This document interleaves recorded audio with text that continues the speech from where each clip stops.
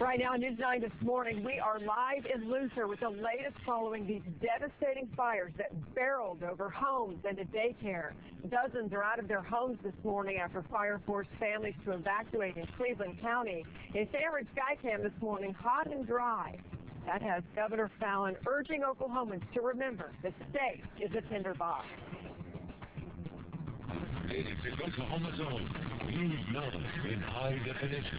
Good morning, and thank you for joining us this Saturday, August 4th, 2012. I'm Tammy Payne. This was the picture yesterday. That is where we begin this morning with new details overnight on the devastating wildfires burning across the state. Here's the latest. In Luther, fire destroyed 25 homes and a daycare center. And the Red Cross is reporting as many as 36 buildings have been destroyed in all.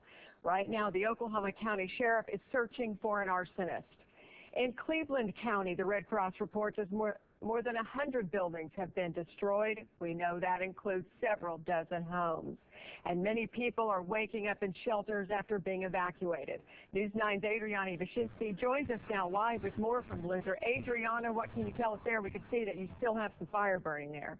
We will be checking back with her throughout the next 2 hours periodically. Now, a real recipe for disaster. Matt Mahler with more on that, Matt. Yeah, certainly going to be another bad day for fire danger. We do have some relief in the forecast. We'll talk about when you can expect it coming up, Tammy. Matt, thank you. First, in Cleveland County, fire also ravaged acres and acres there. Deputy Norman Fire Chief tells us dozens of structures, including several homes, burned Friday. Authorities say most of the damage was done from Wire Road, if you're familiar with that area, north to Highway 9. More than 100 people were evacuated. Even several 500-gallon water drops could not stop wildfires that raged all day. Kim Corey owns a home, 22 cattle and 3 horses at East Post Oak and Indian Meridian Avenue. I think we're going to be okay. My sister-in-law has houses all around her up in flames, so we're kind of, and all kinds of friends and family through the pathway here. It's kind of surreal, isn't it? It is. If you ever get this close, it'll sure open your eyes. Cleveland County officials are asking for donations of water and Gatorade for wary firefighters who will be fighting the wildfires throughout the day as well. The fire in Cleveland County forced dozens of people out of their homes. Many homes were destroyed within several miles. Evacuation area just as big east of Noble. News 9's Michael Konopasek now from Slaughterville. The black smoke, the grueling temperatures, and the uncertainty. Michael, thank you. Overnight, about 25 people from Cleveland County spent the night at the Red Cross shelter at the Slaughterville Baptist Church. Church is reaching out. Grady County residents near the town of Minnecaw also forced from their homes when a fast-moving fire got out of control. It started late yesterday afternoon and was whipped up by high winds. OHP troopers helped with those evacuations. A temporary shelter is set up at the Minnecaw High School cafeteria. Fires were also burning in northeast Oklahoma yesterday. One firefighter suffered second-degree burns battling this blaze in Creek County. That's between Manford and Drumright. National Guard helicopters battled flames throughout the day and overnight. So far, as many as 40 structures have been destroyed there. Meanwhile, a blaze out in Blaine County destroys 2 homes. This is video from Gary Friday morning. Fire crews say the blaze destroyed about 1,000 acres of land there. Some homes did have to be evacuated, and the fire also shut down Highway 281. There are no reports of injuries, fortunately. Oklahoma remains in a state of emergency, as you can imagine, as this drought continues. Matt mentioned Governor Mary Fallon issued a statewide burn ban yesterday that supersedes all county bans currently in place and will remain in effect until conditions improve. Firefighters throughout Oklahoma are facing extreme and dangerous temperatures. Staying hydrated is crucial. So the Office of Emergency Management is directing all donations of Gatorade and water to the Feed the Children warehouse at 31 North McCormick. You can make a donation from 9 a.m. to 3 p.m. today. Still to come on News 9, more on the grass fires around the state and a live update on the devastating fire in the Luther area. Plus, many patients who have brain surgery are now required to stay awake. Medical Minute is ahead. It's Aaron Skycam at this hour. Hot and dry conditions in our state have firefighters on high alert. That's forecast when we come back. Well, brain surgery can be tricky for doctors trying to help people without injuring them further. That's why many are choosing to keep their patients awake in the OR. Angela Buckler now with today's Medical Minute. 36-year-old Gilbert Guerrera.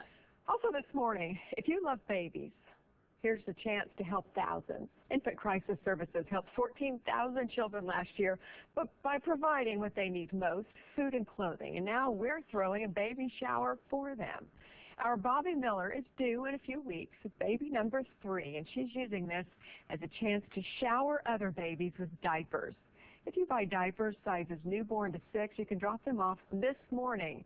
A truck from Infant Crisis will be parked outside of Sofa Bella's restaurant on North May from 9 a.m. to 3 in the afternoon. We would love for you to come by.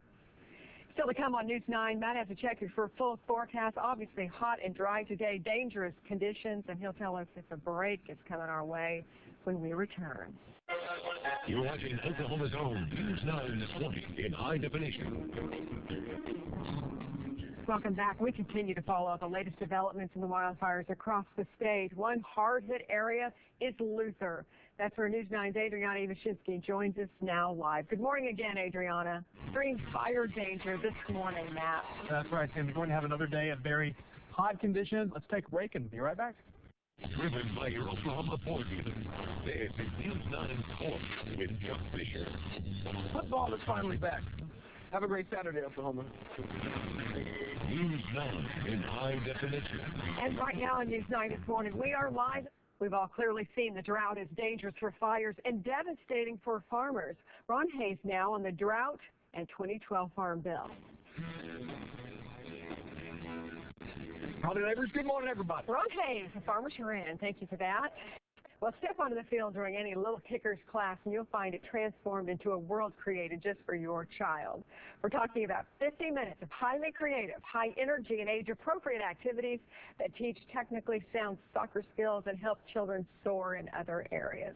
How did I do, Yolanda Thomas? Is that right? Yes, that's about right. Awesome. She is the director of Little Kickers and joins us now to tell us about this great program. Soccer is huge in Oklahoma, so I can just imagine the response you're getting with this class. Yeah, absolutely. It's a tremendous sport, and it's growing, and our program has been growing by the week. And of course, with the extreme heat we're experiencing, having an indoor option has definitely been beneficial. Well, give us a snapshot, if you will, of what one of these classes entails. Absolutely. We have children as young as 1.5 years, and our oldest are 9 years old. All of the classes are child development appropriate, so they're really meeting the children at the age where they are and what they need developmentally. And so we use soccer as a means to teach other skills for the youngest one, motor skills, social-emotional skills, psychological skills, and then as they get older, we get more soccer specifics.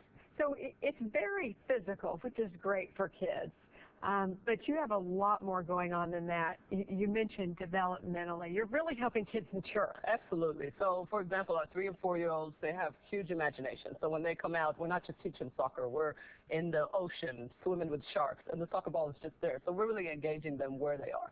It's called Little Kickers, and you've got some big Little Kickers, too, because it is quite a range for age. Share that with us. Absolutely. Our oldest are 9 years old, so they're not as little anymore, and they do a little bit more specific soccer practice things than what you would see in a regular team practice in their classes. And you really wouldn't expect someone as young as 1.5 to attend something like this. But again, you really do make it for that 1.5-year-old child. Absolutely. And in those classes, the parents are there with them, so it's a great opportunity for parents and children to bond as well. And for the parents to sometimes learn where their child is at developmentally. Well, I wouldn't want to try to keep up with you running errands because I know you're really in shape. Yolanda, thank you so much for being here. Thank you. Good luck with your classes. If you'd like more information on enrollment, class descriptions, and class schedules, you can go to our website, news9.com/links, and we'll get you there. Still to come on News 9 this morning, Matt has a check of your full forecast. We're going to be a hot one for soccer today. He's got it when we come back.